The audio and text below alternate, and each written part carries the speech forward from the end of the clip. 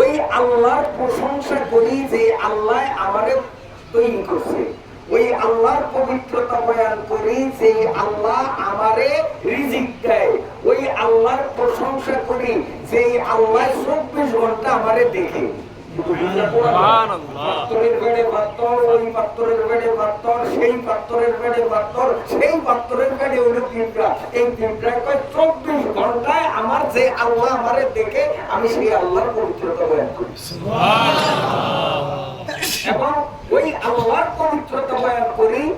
এত বেষ্টনী ভেদ করিয়াও যিনি আপন কুদরতের লীলা খেলায় এই বেষ্টনীর মতো সময় মতো আমার রিজিক আমারে দান করেন।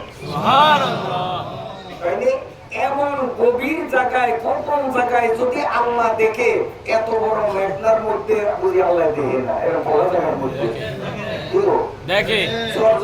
বাজারের মসজিদে জমা চলে, আর যদি বাজারে বইয়া টিভি নিয়ে ব্যস্ততায় আল্লাহ মনে হয় দেখে না, হ্যাঁ দেখেনি? এই কথা কোন দেখেনি? এই বিশ্বাস দিনের মধ্যে রাখতে হবে যে 24 ঘন্টা আমার আল্লাহ আমাকে দেখতে আছে। তো ওই মহিলা মনে বলাতেন, ওই মহিলার মনে কোন সময় পুরো আমার মনে পড়ে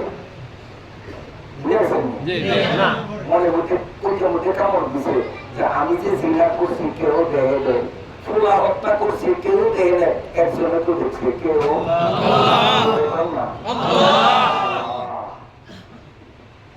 এই মহিলা সাথে সাথে দুই চোখের পানি ঝরিয়ে দিছে। সারিয়া এক দৌড়ে নবীজির সাহাবী আবু হুরায়রার বাড়িতে গেছে। তারপর গভীর রাত যাই দূর হত্যা শুরু করছে। ও নবী সাহাবী আবু হুরায়রা, নবী সাহাবী আবু হুরায়রা। আবু হুরায়রা ঘুমন্ত লুটিয়া চোখ তুলতে দূর করছে, বুঝাতে তুমি কি আইছো? আমি তো আইসি আপনার কাছে তওবা করার নিয়তে, আমি তো মহা অন্যায় করছি, আপনি একটু দয়া করিয়া আমার পক্ষ হইয়া আল্লাহর কাছে দোয়া করে।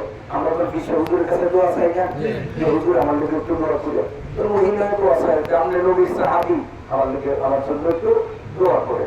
তো আবু হুরায়রা কয় তুমি অন্যায়টা কি করছো, এটা তার যে বুঝতে হইব, আল্লাহ তারা ওকালতি করুন কি অন্যায় করছো, এটা কম অন্যায় বড় জঘন্য অন্যায়। কারে জঘন্য না কম না, আল্লাহ তারা আমার কমলের মতো।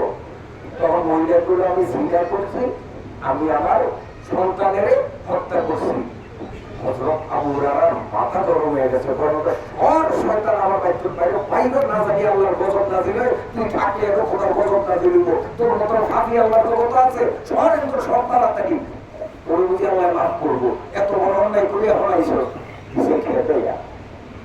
মহিলা নিরাশা হাইলে, তাহলে আমার মনে হয় মাফ নাই, আমি মনে হয় ক্ষমা পান না। এই দুঃখে মুরগি জবাই করলে যেই রকম ছটফট করে, দুই চোখের পানি ছাড়িয়া মাটির মধ্যে গড়াগড়ি খায়, ছটফট করে করতে করতে মহিলা কোথায় নিরুদ্দেশ হয়ে গেছে, আবু হুরায়রা কুতুর পারে না। সকালবেলা ফজরের নামাজের পরে হযরত আবু হুরায়রা বিষয়টা নবীজিকে জানাইছে, হুজুর এই ঘটনা।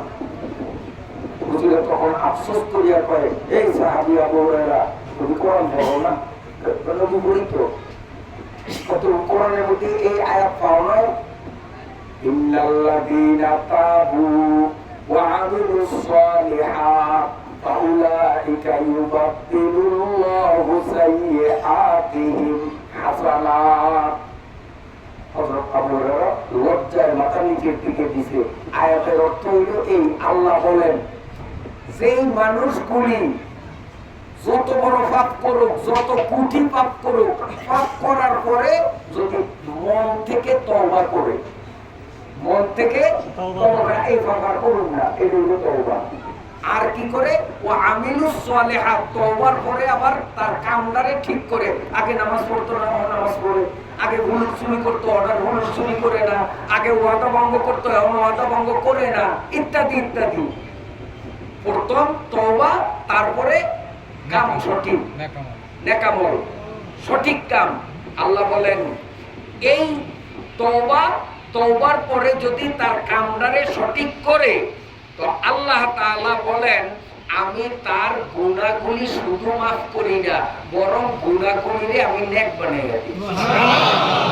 গুনাহ যত বড় তত বড় নেক, গুনাহ ছোট তো ছোট নেক, মানে তার গুনাহটারে আমি কি বানাইয়া দেই?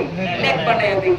তো আমরাও অনেক গুনাহ করছি, আকাশের তারা গোনা যাবে, নদীর ঢেউ গোনা সম্ভব হইল, আমার আপনার হয়তো গুনাহ গুনিয়া শেষ করা যাবে না।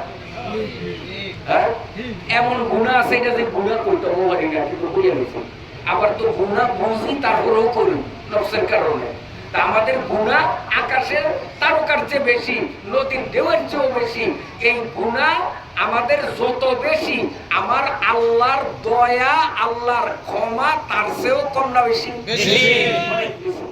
তো আমরা বিগত দিনে অন্যায় অপরাধ করছি, আজকে বাটামারার হযরত আলা পিসাব দামাত বারাকাতুহুর সাথে আমরা আল্লাহর দরবারে হাত উঠাইয়া তওবা করিয়া আগামী দিন থেকে আমরা আমাদের কামগুলি সঠিক করব, নামাজ পড়ব, শরীয়তের হুকুম আহকাম মানব, আমরা অন্যায় অপরাধ করব না, এমন একটা সিদ্ধান্ত নিতে পারলে আল্লাহ আমাদের পিছনের গুনাহগুলি শুধু মাফ করবে না, আল্লাহ তাআলা আমাদের গুনাহগুলিকে নেক বানিয়ে দিবেন। সুবহানাল্লাহ।